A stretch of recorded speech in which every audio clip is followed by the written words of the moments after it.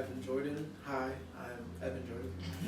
Hi, Evan Jordan. Hi, you can call me Evan, EJ, Evan Jordan, whatever works. In terms of writing, honestly, I never liked writing at all growing up. I think just the way that it was introduced to me, it was just very much in a way of being forced to write about certain topics as opposed to me being in spaces where creative expression was promoted more and all that. So it took me, I'm 25 now, so it took me, I think 23 or 24 years to actually start liking to write and all that. So now I'm in a space where I'm striving to become more emotionally in tune with myself, and I find that with writing, it definitely does help me express certain things more and all that. Eventually, hopefully, maybe I'll make some music with that, but we'll see. For now, at least we can do some spoken word and see what's going on.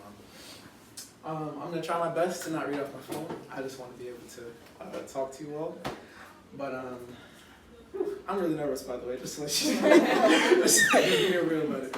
But anyways, I said, through time skips, I outgrew the nonsense. I'm achieving peace, am I in the conscious? Waste of time, got me focused on the wrong shit. Might need therapy instead of medicating bong hits. Sometimes I question if I live the longest. But what I really learned is that I deserve nothing less than the best. Not just checks, but intimacy and love is my real flex. No questions about if you into me, cause you taught me to take your words literally. Now I know past insecurities still do got a hold on me, but I'm learning to master them like a 3rd degree double B. Life is a tightrope I walk figuratively. Success is a seed I've planted internally. Physically bringing these dreams to fruition leads me to see the validity of this mission. Now those who don't believe until they see it, now those who don't believe until they see it visually will perpetually be stuck on the bench, but hey, enjoy the little leagues. Comfort been my own worst enemy and my truest love simultaneously. Admittedly, existing between these two extremes has trapped me mentally, but I still can't help but think that victory isn't a possibility, but more of a guarantee. I find degrees of delusion to be oh so necessary on my path to becoming wealthy. A simple man with the name of many, but for simplicity's sake, you can just call me E. Thank you. Oh, shoot. So I got 2 questions for you. Okay. So your poem, it's well done. Oh, thank you. Okay. Thank you. We did not hear your nervousness. Okay, cool. Yeah. Woo.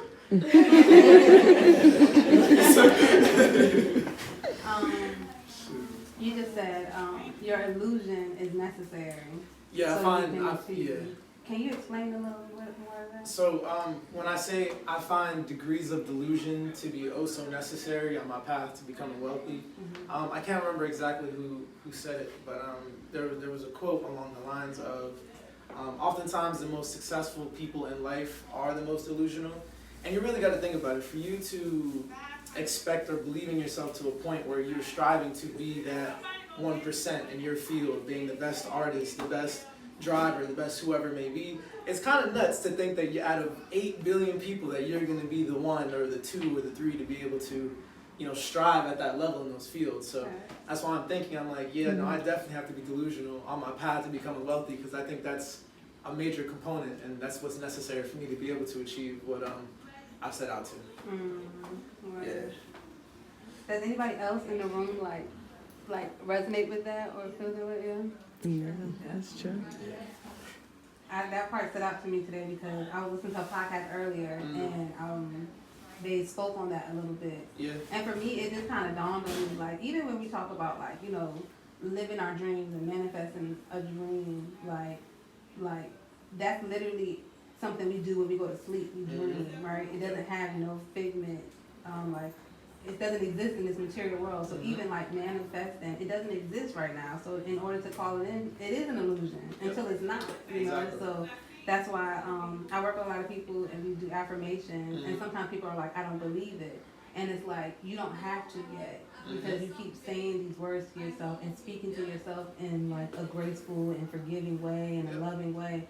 and over time you start to see what you're actually speaking of, because you're looking for it, and at some point you're gonna actually land on it and see it, you know. So it's like that illusion into fruition. I think that's super necessary for you to be able to deprogram yourself, but also in the same breath reprogram yourself to be able to, at least how I like to think about it, either whether it may be healing childhood trauma, or just kind of reinventing who you are as an individual, because I don't believe that we are static beings. We're able to move and be fluid. Bruce Lee says be like water and all that. So very much, at least how I live my life is striving to achieve that flow state. So, but I also see too, like when I say physically bringing my dreams to fruition, that ties into everything really. Just on my path to becoming wealthy, me being kind of delusional or feeling delusional about some of the things that I believed and I'm capable of, but I proved myself wrong, so it's like, I feel like I owe it to myself and I have no choice but to be like, no, you're not as crazy or delusional as you think, it's more than possible for you to be able to achieve anything, as long as you're around the right people, you are, striving to be that source of light when there really isn't a lot, especially in, our society nowadays, and you just got to find which way that you can contribute to yourself and to the people around you. So.